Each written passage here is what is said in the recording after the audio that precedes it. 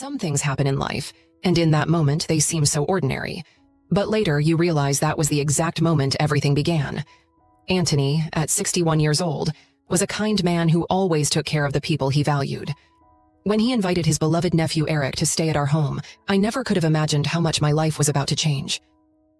Anthony's serious expression still lingers in my mind when he told me, "Daisy, Eric is a sensitive boy.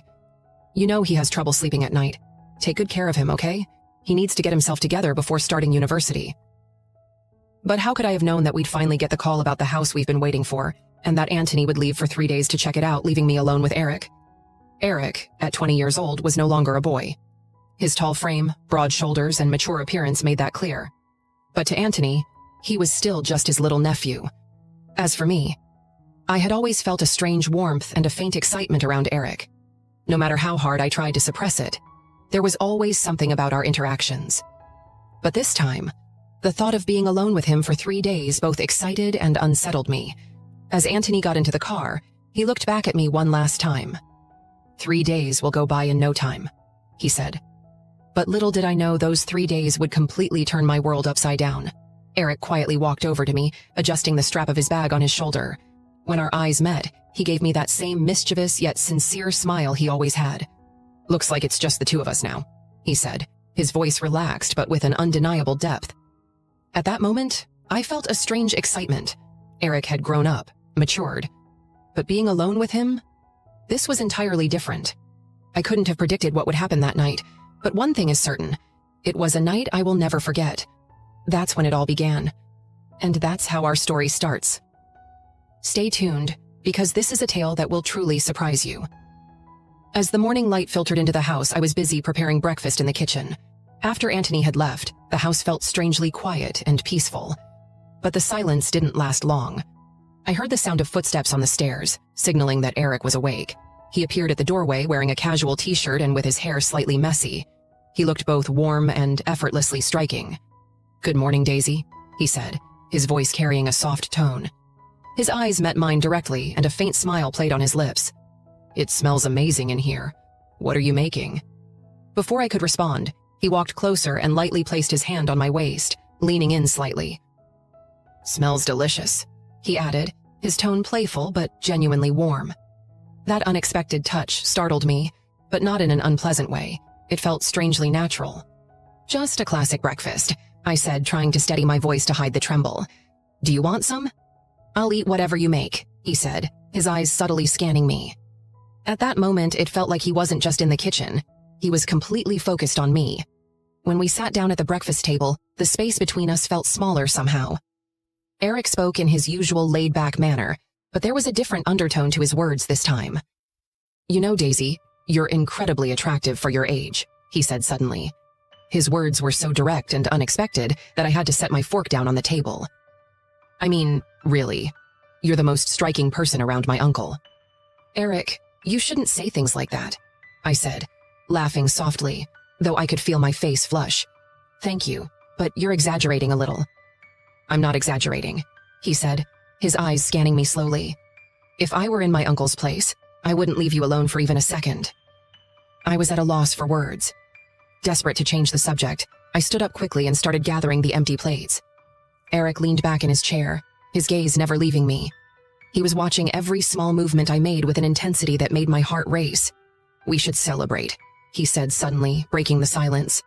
"Uncle told me you're buying the house. It would be a shame not to celebrate that." "It's not finalized yet," I replied, a small involuntary smile tugging at my lips. "But sure, we can celebrate." "Let's do something tonight, just the two of us," he said. "You should dress up, wear something nice. We'll take pictures and send them to Uncle. We'll tell him, don't come back until you've bought the house. We've already started celebrating. What do you think?" "Eric, I don't want to disappoint you, but..." I hesitated, unsure. "Don't hesitate," he said, cheerful but firm. "You're young and still have such an incredible figure. Wear one of your old dresses from your youth. Honestly, I'm curious to see how you'd look in one." Before this story spirals even further, make sure to subscribe to my channel and turn on notifications for more. And when the story ends, don't forget to show your support through likes and comments. It means the world to me. His words completely caught me off guard. But with Eric's persistent and sincere gaze locked on me, I couldn't bring myself to say anything other than, "All right, we'll see tonight." Eric smiled. "It's going to be perfect, Daisy," he said, a gleam in his eyes that hinted at a night unlike any other. Anthony's words about looking after Eric echoed in my mind. "He's a sensitive boy, Daisy," he'd said. "Take good care of him. He needs to get himself together before starting college." But Eric's behavior this morning didn't match Anthony's description of a sensitive kid. The way he was so relaxed, mischievous, and bold, his energy left me both puzzled and oddly excited. His suggestion of celebrating tonight lingered in my thoughts. At first, I found it unnecessary, but I realized I shouldn't let him down. Maybe he truly did deserve a different kind of attention. I prepared Eric's favorite dishes: chicken curry, creamy pasta, and a fresh herb salad. I added some garlic bread on the side. Once the food was ready, I went upstairs to pick out an outfit. In my wardrobe, I found a green dress I hadn't worn in years. As I slipped it on, I caught my reflection in the mirror. If this dress still fits, I must have taken good care of myself, I thought. But it does feel a bit too bold. When I went downstairs, Eric was already in the living room. He was wearing a white shirt, and I couldn't ignore the way his gaze lingered on me. "That dress looks absolutely stunning on you," he said, admiration evident in his tone. I felt my cheeks flush slightly. "Thank you, Eric. You're looking quite sharp yourself," I replied. He smiled and pulled out a chair for me to sit at the table. Our conversation at dinner was warm. Eric was witty and sincere, but the way his gaze lingered on me a little too long made me both uneasy and strangely flattered. I could feel it in the air. This wasn't going to be an ordinary evening. While sitting at the table, Eric leaned in slightly, his voice deep and intimate. "Thank you for tonight, Daisy. Everything is amazing, but I think it could be even better, even more exciting," he said.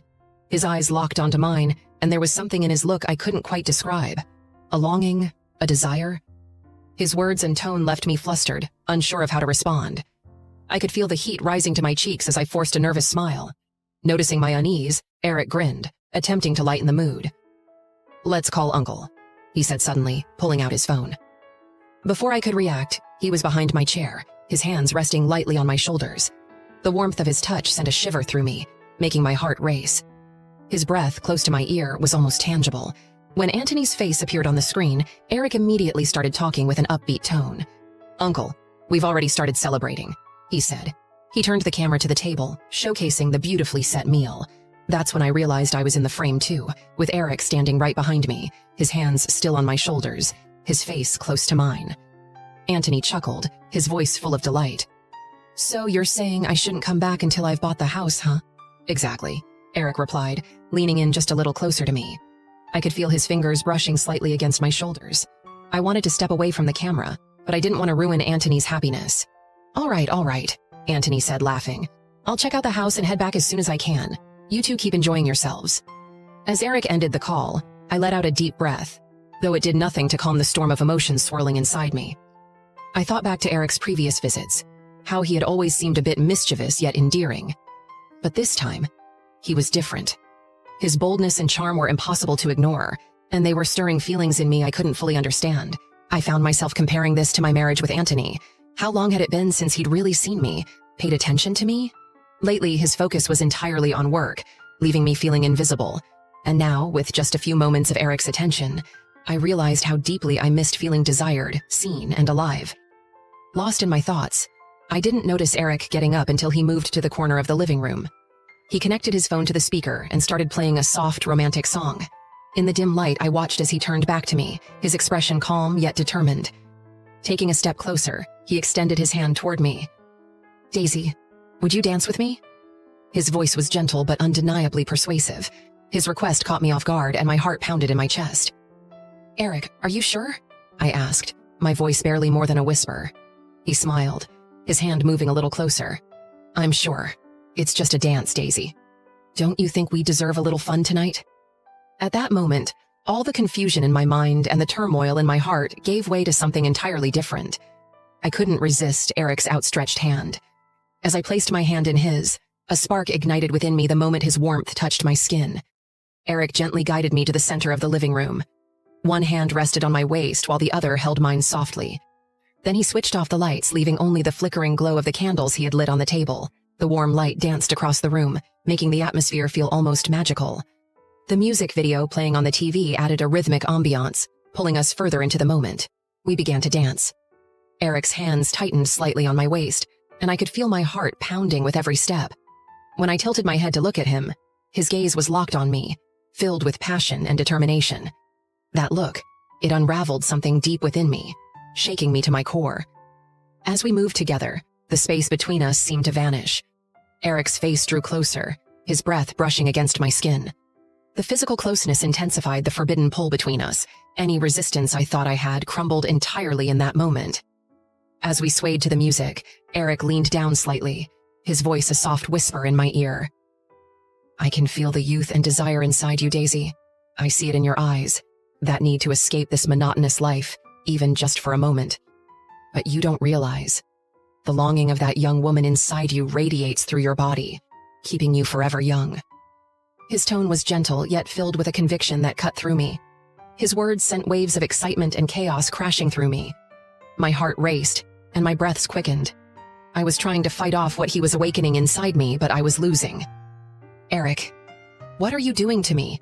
You're stirring up all the emotions I've tried so hard to bury." "Don't," I murmured, my voice trembling and barely audible. But I couldn't deny it. I wanted to know the truth he spoke of. Eric paused for a moment, his eyes locked onto mine, studying me. "But there's a truth about you that even you don't know," he said softly, his voice steady but laden with meaning. My eyes, almost involuntarily, stayed fixed on his. "What truth, Eric? Tell me," I said, my voice shaky as the unbearable tension between us reached its peak. Eric didn't look away for a second. "I like you, Daisy. I like you a lot. But the real truth is, you shouldn't keep suppressing these feelings anymore. You've shut yourself off for so long, hiding everything you feel deep inside. But it's time to stop," he said, his voice carrying a mix of passion and tenderness. His words sent a storm raging inside me. I didn't know how to respond. My lips parted slightly, but no words came out. My breath hitched, and I could only ask, "Eric, how?" My voice was quiet, almost a whisper, yet I couldn't deny the things I was feeling any longer. In that moment, I was both terrified and desperately longing for the moment to continue. Eric stared at me for a moment in silence, then, without warning, he moved closer. His face closed the gap between us in an instant. When his lips touched mine, it felt as though a fire had ignited within me. The kiss was filled with passion, an explosion of emotions that had been suppressed for far too long. My heart pounded so hard it felt like it might burst out of my chest, and yet, as I kissed him back, I surrendered completely, letting the flames consume me. Eric pulled his lips back for just a moment, his breathing heavy as he whispered, "Just like that. I knew you were drawn to me." His words carried such confidence that when he kissed me again, the thought of resisting didn't even cross my mind. This time the kiss was deeper, more intense. My body instinctively leaned closer to him, my hands gripping his shoulders for balance. I was overwhelmed by his boldness and determination, but I was equally swept up in the magic of the moment. "Yes, I won't deny it anymore," I admitted, my voice barely above a whisper, but it sharpened the tension between us. "Even if it's wrong, I want to experience everything." My hands instinctively reached up to the straps of my dress, pulling them down in one swift motion. The silk dress slid off my body and pooled at my feet. I saw the surprise and admiration in Eric's eyes as he took in the sight. I responded to his stunned gaze with a faint smile and added, "Didn't you say you liked things to move quickly, Eric?" Eric froze for a moment, his eyes never leaving mine. The mix of surprise and desire was written all over his face. "Daisy," he murmured, but before he could finish his sentence, his hands found their way to my waist. In that moment, we both knew there was no turning back. The pull between us was too strong to resist. Eric's hands wrapped firmly around my waist, guiding me gently toward the couch. The romantic music continued to play in the background, and the dim light made the atmosphere even more intoxicating. My heart was racing as everything began to feel surreal, but I surrendered completely to the moment. Eric slowly removed his shirt and let it drop to the floor next to my dress. At that moment, any remaining barriers between us disappeared entirely. As I lay back on the couch, Eric leaned over me, his movements deliberate but unhurried. He positioned himself carefully, his knees on either side of me, closing the distance between us completely.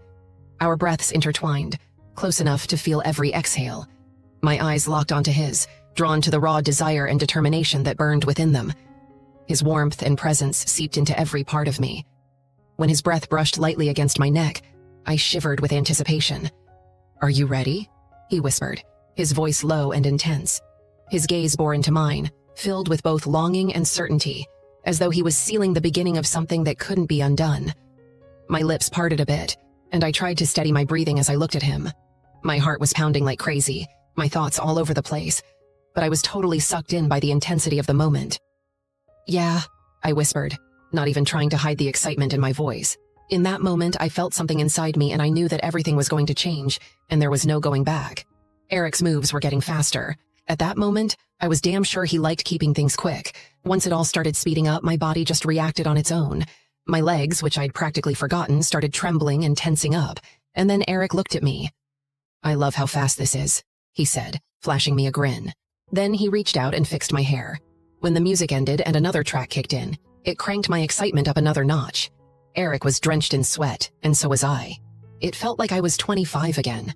The more I remembered being young, the more fired up I got. Eric kept going at that quick pace, and he didn't let up. He was gentle, never rough, like he already knew exactly what I needed. Then he stopped, and we switched places.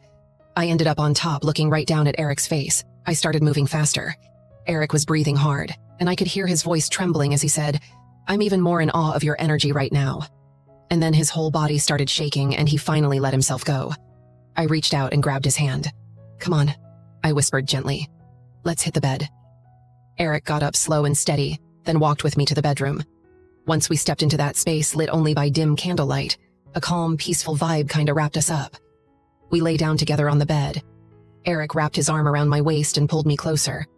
I rested my head on his chest, hearing the steady thump of his heartbeat.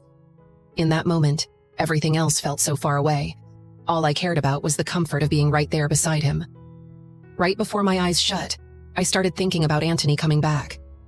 We'd still have 2 more days of just me and Eric. The thought fired me up, but also stirred all kinds of mixed feelings. Still, I didn't want to ruin the magic of this moment. I took a long breath and closed my eyes. It felt like the whole world was out there, and only this moment mattered. I'm dying to tell you about the other 2 days we spent, but right now, I just want to live in this moment.